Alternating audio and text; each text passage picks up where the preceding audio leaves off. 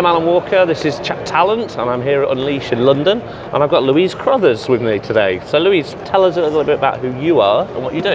Okay, so I am the founder of a new exciting startup.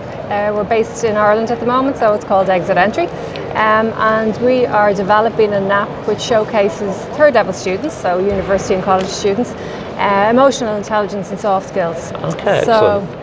We're looking at measuring that and then connecting that directly with employers like corporations and multinationals for that culture fit that's missing in the industry. Yeah. I'll ask you a little bit more about that in a second. So why are you at Unleash today? So I'm at Unleash today to have a look at all the amazing companies that are out there and what's happening in the industry at the moment. Also very keen to see a few of the speakers. I've just seen Cornerstone there about the evolution in learning.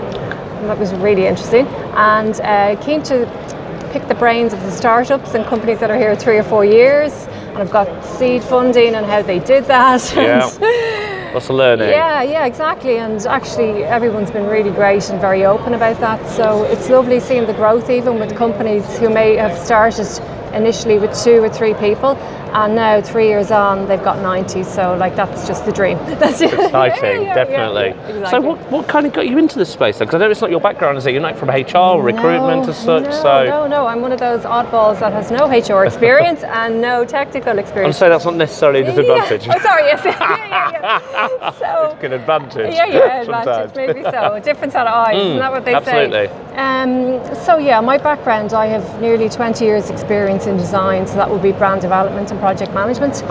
And then, like everything else, I suppose through adversity comes opportunity, and I decided to take a break from design and went back to study. Went back to do a postgrad, and it was 20 years since I'd been in university.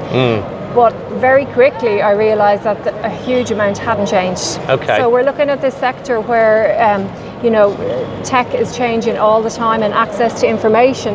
Yes, I was looking at these teenagers being dragged around by their parents to these career fairs with these massive books at the most stressful time in their life, and that really started me thinking. And once I start thinking, then that can be really troublesome. It's like an itch that you have to scratch.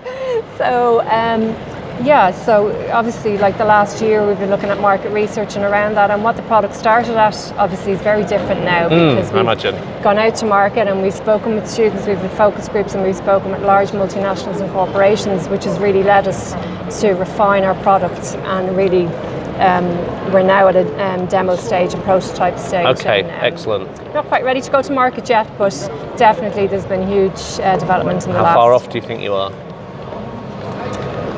Well, depending on the money, and I would say that we are a couple of months off it. So we're looking at funding opportunities at the moment, and I've done things very leanly. So and I have a great team behind me. So, and they're working really, really hard to get this to market. So I'm very lucky, very, very lucky. To that point of team and money, one of the many challenges that startups face, of course, is actually having somebody to spend, because most of the time you need to. How much have you spent so far? Okay, so if you want to be really specific about it, I've spent about my flight today, which is about 120 euros, and that's it. Okay. So you're going on goodwill and support and energy, and the people are behind you. That's amazing. Yeah, really. I'm quite passionate about this product, and I have spent, I would say, 80% of my time really networking my way into this space and speaking to great people. And I suppose I have 2 great team members that have come on board now. So I have a tech lead. He has great startup experience. He's worked and scaled a couple of businesses already. Yeah. And then I have a professor from one of the universities as well who's come on board for the human performance side of things. The science stuff. The sciencey stuff, yeah. So you've got you leading the brand business, getting out there, understanding the market, growth, etc. You've got a techie to do the techie stuff, and you've got a sciencey person to do the sciencey bit. Awesome. Yeah, brilliant. And they're really passionate people, and I think really you need to surround yourself with people who are better than you, and really, I suppose, in terms of, but the belief system is still there and the vision is there. So yeah, we're striving towards great things. I love that. I love it when people say you need to surround yourself by people who are better than you. I find that so easy. Yeah, no. So what's next then? Let's say you do launch in a couple of months' time. Yeah. What's your market? Who's your kind of target client? Okay, so my client is, customers are large corporations and multinationals, and my users are third level students. Yeah. So obviously it's free to the users because they have no money anyway. So student engagement is huge for me. So we're actually beta testing the product at the moment with the university, and we're really working on that in terms of gaining traction with the users. And we have some very interesting meetings lined up now with companies that are interested in this product. So it's just about connecting both. So it's like everything else, it's a chicken and egg situation. Yeah, you know? Absolutely.